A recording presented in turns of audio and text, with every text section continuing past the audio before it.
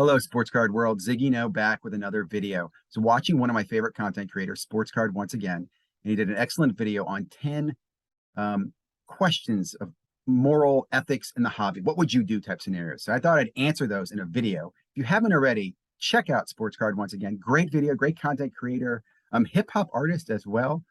So check him out. Tell him Ziggy sent you.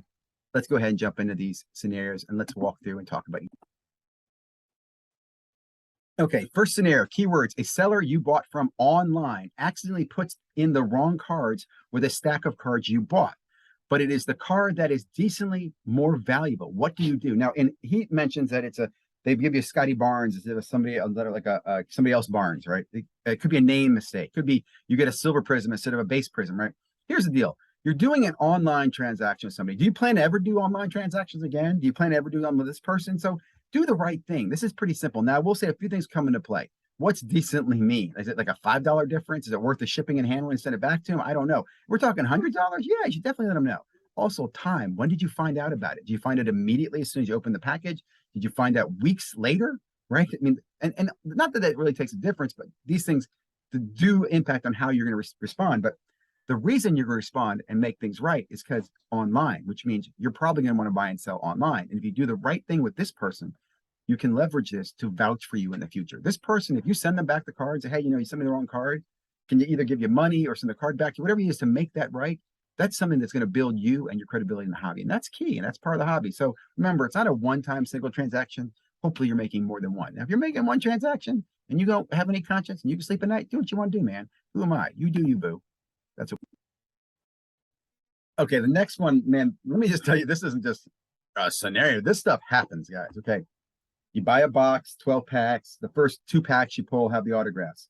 The other packs typically are what we refer to as their dead packs. Now, this used to happen a lot back in the day because back in the day, the only thing people really wanted were the autos. Now, today, people will give a lot of money for a shiny, Shim Sham card. So it doesn't happen as often that this scenario will take place. But the reality is you are doing something unethical. There's not a question about it. If you know the 2 autos were pulled and you don't disclose the fact that the other autos are that the packs left will probably will not have an auto. That's shady of you. In fact, I'll give you an example. I know card owners in their shops where people come in, they buy 2 packs and they open them up and they pull the auto. What they'll do is they'll mix them up there because they don't want to have that ethical burden. If someone comes and says, hey, is anybody pulling out of there yet? Did they pulling autos? They can then honestly answer, well, someone did pull an auto, but I rotate new product in there. So it's brand new packs, right?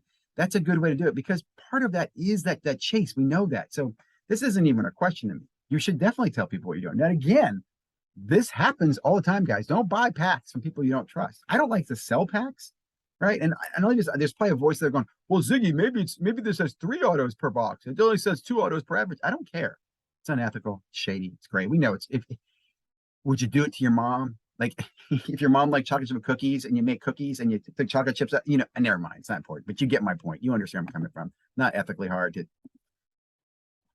Okay, so number 3, this is another one. Okay, so you have a friend who has a bunch of cards. He says, "Hey man, I want these cards. Can we buy them for you for $200? You buy them sight unseen, whatever it is. You buy them for $200.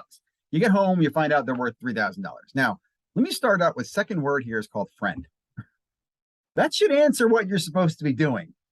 If this was me, I would call my friend and go, dude, did you know you had some Jordans in here? You had a LeBron here, man. We can make $3,000 of this right now. I might even say we could grade this one. Here's another thing I'll tell you. This is a perfect opportunity for those people out there who love the hobby, who want to grow the hobby. This is a great way to teach somebody about the hobby. Look, dude, you gave me this box of cards for $200. We can take those cards, get $3,000. We can buy a few boxes together. Let's open them up, have fun. What I'm saying? I would include him in the experience. If he says, no, nah, man, I'm not interested. Well, I'll give you 15. I'm going to sell them. I'll give you half what I sell. I'm going to do the work. You get half it. I think that's the minimum you could do, right? But again, second word, is he a friend? And again, this scenario will happen where they'll happen the reverse. Hey, man, can I borrow those cards from you? I'll give you $200. You get them, you get home, and it's a bunch of cards worth $20. You go back to the friend and he gives you back your money? No, right? So I understand both sides. But again, friend, help him, teach him, grow the hobby if you want to. Right? These are all things you could do in this scenario. Okay, this one's a little interesting. Someone wants to buy an autograph card from you, but you have no idea if it's authentic or not. Now, and what he talks about in this is he says that as he's going through the card, someone looks over your shoulder, and as you're going through them, says, hey, I'll buy that card for you, and you don't have an opportunity to authenticate it or not. If that scenario, I would say, dude, I don't know if this is real or not. Because I'll pay me money for it. He still wants to pay for it. You say, I don't know. Then sure, you have the right to sell that card. But if you have a card that you pulled out and you have some question about it being authentic or not, first of all, you shouldn't even be selling it, right? You should not have an over the shoulder moment. You should even say, hey, let me clarify it's authentic first, right? Because I want to make sure I don't want to sell something that's not authentic. And I even said this, if it's not authentic, I would encourage you to destroy it. Like, don't let someone else have the same scenario. I'll tell you this. I have a Russell Wilson I talked about where it came back altered. I don't know what the alteration is. It's authentic, but altered. So I'm going to try to get that sorted out. But this is kind of a similar thing. So someone wants to buy an autograph from you. Again, depending on what the scenario is, if you really have no idea and you just picked it up and they want to buy it from you, that's totally different. But if you really have a question about it and you can't find an expert, like the dude over Breakout Cards, Ryan, you know what I'm saying? Or somebody else can help you out. I don't tell you, man, you got some problems. Let's go to the next scenario. Okay, this one I'm going to talk to you about. This one makes me giggle. Basically, you're a dealer at a dealer shop, and a guy, you're watching his booth for him, and a guy comes over and says, hey, I want to buy that card for $100. And you go, dude's going to take a poop. He'll be back in a minute. That guy comes back. You go to the guy who's got the card, took the poop, and you say, hey, man, I'll give you $80 for it, $85 for it. He sells you the card, right? And you go over to the guy who wanted to pay 100 for it, and you get that 15 points, the $15. That's shady as hell, dude. That's so shady. It's terrible. Does it happen? Probably happens a lot. What is a taxi guy? I like the taxi guy, but a guy, I mean, I don't know what to say about this, man. It's not something I would do, but it happens. And some people find it like justifiable. I don't get it. Like, this is even more shady though, because like, you're supposed to be watching his booth. So in essence, you really just stole $15 from your neighbor. Like, I don't know how you get caught in this, but if you did that, man, you're just a bad person. It's a great scenario. I love this scenario. I would never do this. I mean, this is why I don't want to. Dirty, filthy, nasty. Okay, scenario number 6. This is an easy one for me. This is mystery packs. Okay, all I want to say about this is if you just listen to this scenario, I do encourage you again. Listen to Sports Card once again explain the scenario. There's nothing good about this. Okay, creating mystery packs, repacks, whatever it is a dirty thing to do. It's like taking steak and mixing it with dog so you can make more hamburger meat. That's honestly what I think. You just killed your dog in the backyard and you're grinding him up with some steak so you can make more hamburger to sell to people, because that's the type of human being you are when you make mystery packs. Now, that being said, I saw Jeff do a thing where he had Mark Cuban on talking about that he used to do this. He used to make repacks. Now, again, I'm not justifying this, dude. We used to do a lot of things as kids. When I was a kid, I used to sell bubble gum at school. I got kicked out of school. I think I get detention for peddling bubble gum because it's wrong. I was breaking the rules. Doesn't mean, oh, we look back to him, he's a little entrepreneur. Dude, mystery packs are bad, okay? If you have a cat or dog that you love, we'll go grind them up and sell them as hamburger meat, because that's what a mystery pack is. It's this awful thing. You're feeding on people's emotions using chase cards. You're a lazy seller. There's nothing good about the mystery. There's no mystery in the mystery pack. The only mystery is, how do you look at yourself in the mirror? I'll leave it at that one. I gotta go. Let's go to the next one. Sorry. Okay, number 7 is kind of a pump and dump, an accidental pump and dump scenario, right? Where a content creator loves it. He's just sharing information. He has like 50 cards of Joe, Jose, or Billy Bob, or whatever it is. And all of a sudden, those prices go up and he goes and sells accidentally. Well, dude, that happens. You know, is it ethically wrong? Yeah, it is. It is pump and dump. But dude, in the big scheme of things, there's worse things going on in the hobby. Also, you're probably not gonna be able to do that many times. You're probably gonna get called out on it if people are watching. So if you did it once, shame on you and shame on me for letting you. If you did it twice, shame on me for trusting you. But I don't think that's really the issue here. I think what you really need to watch for the pump and downs is really that you'll see channels who will pump something because a friend of theirs or someone else is going to profit off it. And then their compensation is not necessarily monetary, right? You see what I'm saying? So that's where I think are the more corrupt, unethical YouTube content creator pump and dumps going on. Okay, let's move on to the scenario 8 is an interesting one. Also, you got to listen to these scenarios, read them. He talks about someone makes an offer on a card that you for sure has an unreliable shill bid comp. So in other words, I have a dream card. I put it on eBay for $10,000, and 2 of them go for like $5,000, and it appears that those were shill bidded. So mine gets an offer for $5,000. I'm like, well, why would someone offer me $5,000? This is like $1,000 card. Now, I'll be honest real quickly.